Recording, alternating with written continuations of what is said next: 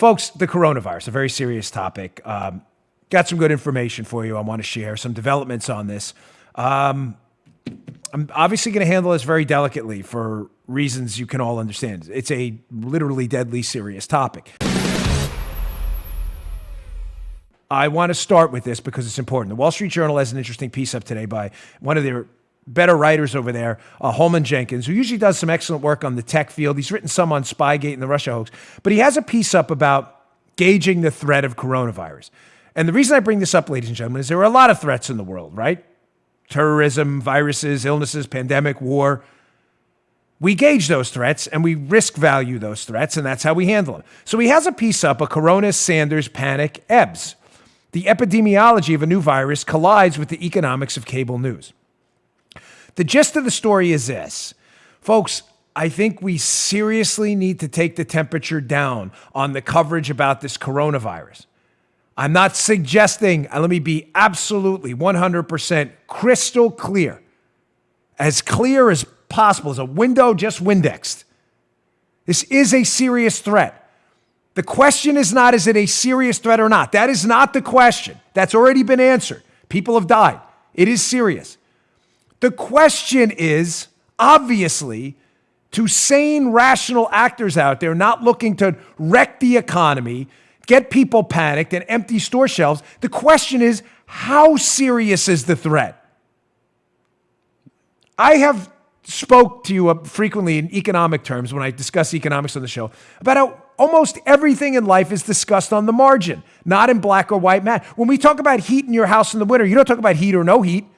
Of course, you're going to freeze to death. You talk about what? How much heat? It's not black or white, heat or no heat. The question is how much? Do you put the thermostat at 76 or do you put it at 68?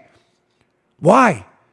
Because the question isn't heat or no heat. It's on the margin. How much are you willing to pay to be comfortable? If 73 is comfortable for you, but it costs you $500 a month in a gas bill, you may put the heat to 70, even though it's less comfortable. Why, Joe?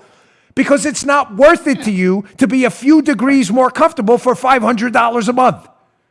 That's right. We price everything on the margin. Everything. It's uncomfortable, folks, to have to say that. You can't put a price on human life. Ladies and gentlemen, we do it to ourselves all the time. Reason rules the day. From the piece in the Wall Street Journal, excellent takeaway here. When he talks about the relationship to the flu. There we go. He says, quote, so far, 2,900 people in China have died from the disease, concentrated in Wuhan. In the average years, from the Wall Street Journal, 30,000 Americans die of a very similar disease, influenza, the flu. That's a population-related equivalent of 127,000 Chinese deaths. It's a bigger country. That's why, folks, obviously. Mm-hmm. Now, listen to the second part of this. This is genius. How we put a price on our own lives every day. Can't put a price on human life. We do it all the time. Holman Jenkins, and I quote, says in his piece, yet despite the risk from the flu, quote, half of Americans don't even consider it worth the trouble to get a flu shot, even though their chances of dying from the flu remain a large multiple of their chances of dying of the new coronavirus.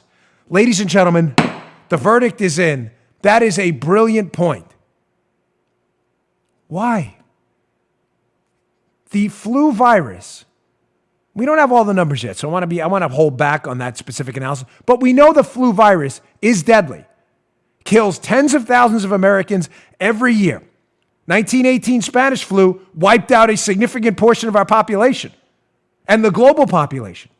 It is a literally, not figuratively, deadly virus.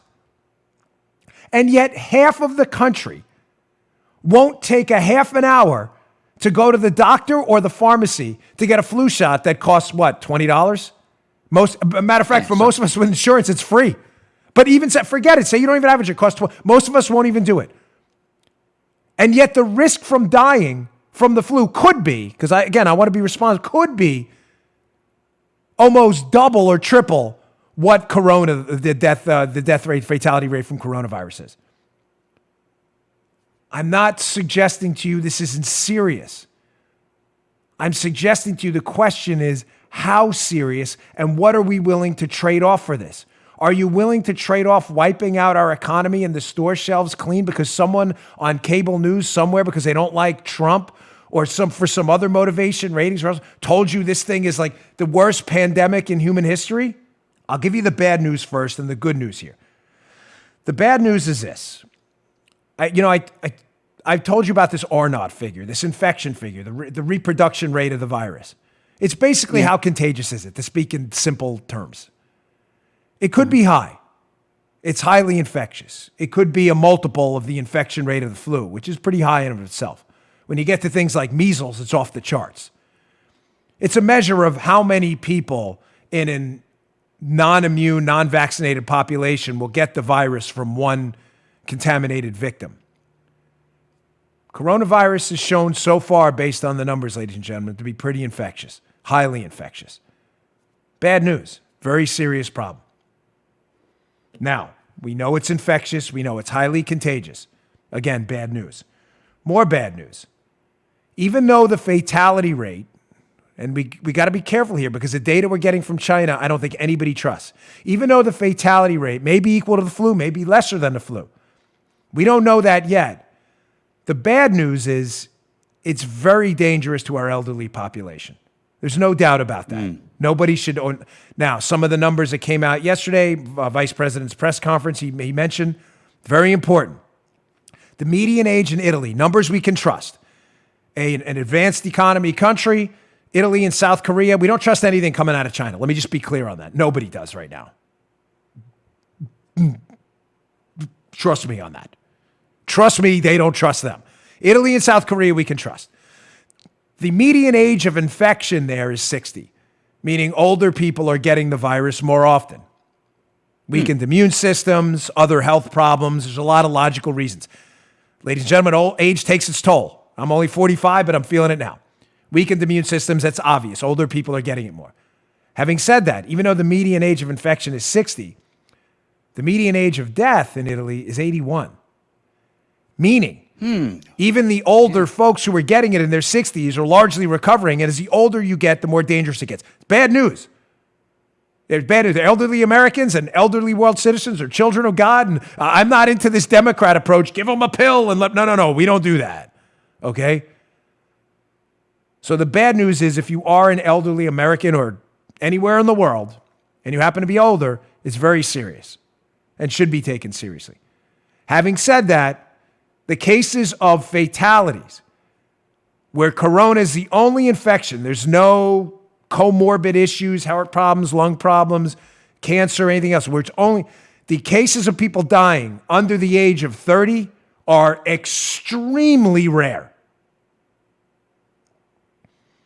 Matter of fact, there's a thought out there amongst the professionals who the president's dealing with that the infection in people 30, 40, 50 and under may be so mild, some people may not have even noticed they had corona.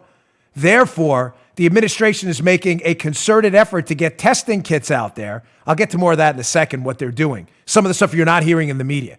Believe me, Trump has a full-blown, all-out, all-government, all-private sector effort to stop this. If you don't believe that, you're an idiot. You can criticize the president all you want, but your facts are wrong. The vice president is the point man on this. He is on this like white on rice. I'll get to that in a second, the testing, because it's important. But one other bad news story before we get to the good news. So we know the R0's high, very infectious. We know if you're elderly, it's very serious. Third, Daily Mail story, which is a little disturbing. It's be in the show notes. Hey, ladies and gentlemen, please read the show notes today at Bongino.com. Go to Bongino.com/newsletter. You can sign up. I'll email you these show notes every day. The Daily Mail, which my wife noted, always has the longest headlines ever, but we use it. Quote, 2 strains of the killer coronavirus are spreading around the world, and 70% of the infected patients have caught the more aggressive and contagious type, study claims. So now there are 2 strains of corona. Apparently from a mutation, there's an L strain and an S strain. The L strain is more aggressive, very dangerous, again, to the elderly population. Dangerous to everyone, but very dangerous for the elderly folks. Having said that, there's not a good side to this bad story, but the L strain is very aggressive, so aggressive that if you get the infection, as we can see from this Daily Mail story here, you will likely wind up in the hospital. So from the Daily Mail, researchers from Beijing and Shanghai studied 103 samples of corona. They found the two strains, L and S. L is the most aggressive. It's become less common, though, since January. Wait. I thought they said it was the most aggressive. Here's why. The Daily Mail story goes on. A virus which is too aggressive may burn itself out by landing patients in the hospital. Very important point, ladies and gentlemen. The L strain is the aggressive strain, but it's making people very sick. The people are going to get treated or being quarantined. The S strain, which is less aggressive, people aren't going to the hospital. The good news is it's less aggressive. The bad news is they're not going to the hospital because they barely know they have corona. So they're spreading it to other people. The story in itself is bad news because it's not really a positive to take from any of that. You get the aggressive strain, you're in trouble, but you'll wind up in the hospital quarantine. You get the less aggressive strain, you're not in as much trouble, but you're probably highly contagious because you don't even know you have corona. Bad news. Let's get to the good news now. Again, criticize the president all you want. It's a free country, ladies and gentlemen. I am not here. I'm not a liberal. I don't do speech suppression. That's fine. You have the right to do that. I'm telling you, your facts are wrong. There is nothing. And believe me, I don't parrot anybody's talking points. If I believe what they're saying is true, I will repeat it on that show. If I believe it's BS, I'll call them out like anyone else, and you know that. There is no greater priority for the president or vice president right now. Anybody who's telling you otherwise is strictly engaged in media gaslighting. No, you can question how they've responded, but suggesting it's not a priority to them is sheer, utter lunacy. Now, a couple of things they're doing here that you're probably not going to hear about anywhere in the mainstream media because they want to downplay President Trump's response to this to make it seem like he's aloof and they can attack him politically. Many of them, not all of them. Some of them have been responsible. I'm not even going to mention the administration because I don't want to make this political. I'm serious. I don't. I'm not this topic. It's too serious. Another administration, you can figure it out, had put regulations on state laboratories and state schools, on testing kits and things like that. Red tape, so they couldn't do it. The Trump administration just came in and said, schools, laboratories, you want to test for corona? Throw those regulations in the garbage, get it done. You didn't hear about that, right? So now the testing I just talked to you before about, I was going to tell you, why does this matter? Because, ladies and gentlemen, there are people getting a lot of heat. There are other people, maybe we shouldn't do as much testing. The Trump administration, no, we're going to test, even if it looks bad. Why would it look bad, Joe? Because say you test, 500,000 people, and 100,000 test positive for corona. That's not some great media story. The Trump administration isn't doing it for the headlines. Oh my gosh, 100. I'm not saying it's going to happen. I'm simply suggesting they don't care about politics. I'm telling you, I got to leave it. I'm telling you with certainty, the Trump administration does not care about the economics or politics of this. They care about the results. I don't mean economics like I was talking about before. I mean the economic stories that'll be written about it. They care about solving this problem now. They told the FDA, dump the regs, let them test. Even if the results tell us the truth, and the truth isn't great, we want the truth. You didn't hear about that, right? I'll leave it up to you. And I'm not trying to hide it from you. I'm serious. I love my audience. I just sincerely, ladies and gentlemen, don't even want to mention the administration. You all know who it is, because I don't want to make it a political attack. This is too important of a story. Didn't hear about that. Did you hear about what they're doing with travel, by the way? No, you didn't hear about that either, did you?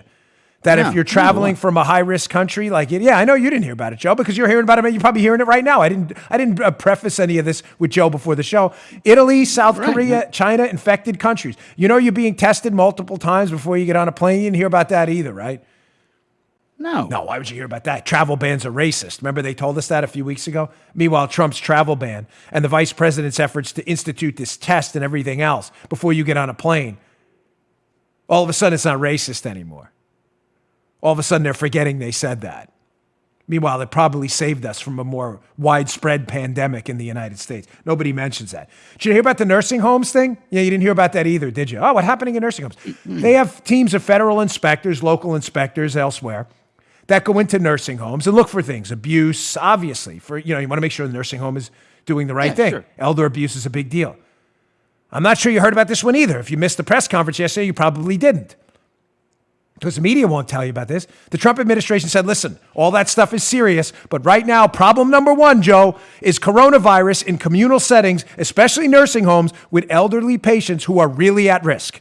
100% of our inspection efforts are infection control right now. You didn't hear about that either, right? All right. You No. missed that, right? Of course you missed that because you're not going to hear that anywhere on the news unless you hear it from the vice president himself. But Trump's doing nothing. He's not doing anything, folks. He's doing nothing. He's aloof. He's sleeping up in the Lincoln bedroom. Idiots. So pathetic. I said I wouldn't make it political. I didn't say I wouldn't make it personal because it is personal. Because you're wiping out the American economy. You're destroying people's livelihoods, your jobs, and their businesses. You're making this political on President Trump despite none of the facts comporting with those two narratives media people and others are suggesting. It's embarrassing. You should be horrified. You just heard The Dan Bongino Show. You can also get Dan's podcasts on iTunes or SoundCloud. And follow Dan on Twitter 24/7 @DBongino.